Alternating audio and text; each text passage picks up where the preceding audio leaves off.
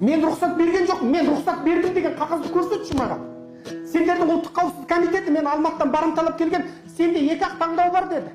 Сен не түрмеге отырасың, не Астанада қаласың. 2-ның бірін таңда деді.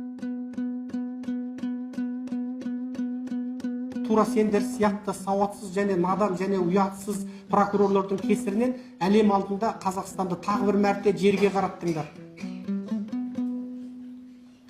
Сонда алдымен атып тастап, артынан делосын жазатын Сталиннен не парақтарың қалды? Алаш арыстарын алдымен атып тастаған, артынан барып архивін жазған. Серікжанға тоқтанды! Серікжанға Нобель сыйлық! Ол қазіргі Қазақстан Республикасының екінші реткі президенті болған Қасым-Жомарт Тоқаевтың елі, жалайырлар сол Қытайда жатыр. Қытайда қазақ кім? Бұратала облысының Арасан ауданында Қыпшақ жатыр. Ол біле білсе, сол Бекболат Тілеуханның туысы орта жүздегі. Біле білсеңіз, Қазақстанның бірінші ханымы болған Сара Назарбаеваның елі, қалың сол жердегі Қыпшақтар жатыр.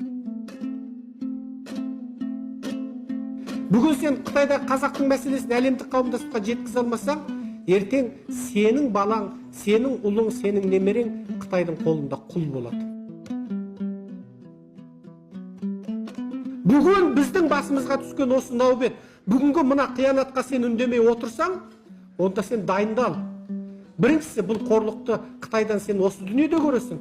Екіншісі, аққа жақ бола алмағаның үшін, әділетке жаршы бола алмаған үшін Құдайдың алдында көресің. Қорықпаймын да осы істегенме. Мүмкін бала-шағам, туыс-туғаным қиындық көріп жатқан шығар. Мүмкін менің туыстарыма дейін қазір 24 сағат аңдуда біліп отырмын. Бірақ менің туысымның жаны, менің інімнің жаны, менің әпкемнің жаны, менің жездемнің жаны, менің қатын бала-шағамның жаны сол жердегі 3 миллион қазақтан артық емес.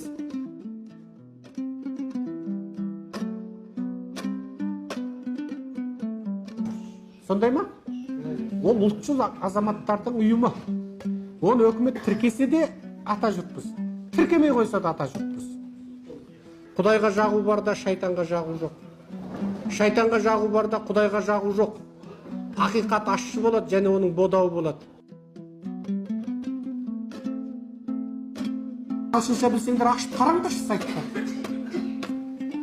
Масқаралап күліп отыр. Серікжан, өзіңе рахмет. Жақсы. Бауырым сен арқаңда жүрмеді, енді сөйлес алмай қалдық. Өзіңе рахмет. Тезірек шығуыңа тілектеспіз. Рахмет. Алла жол бермей тезірек шығуыңа. Алла разы болсын.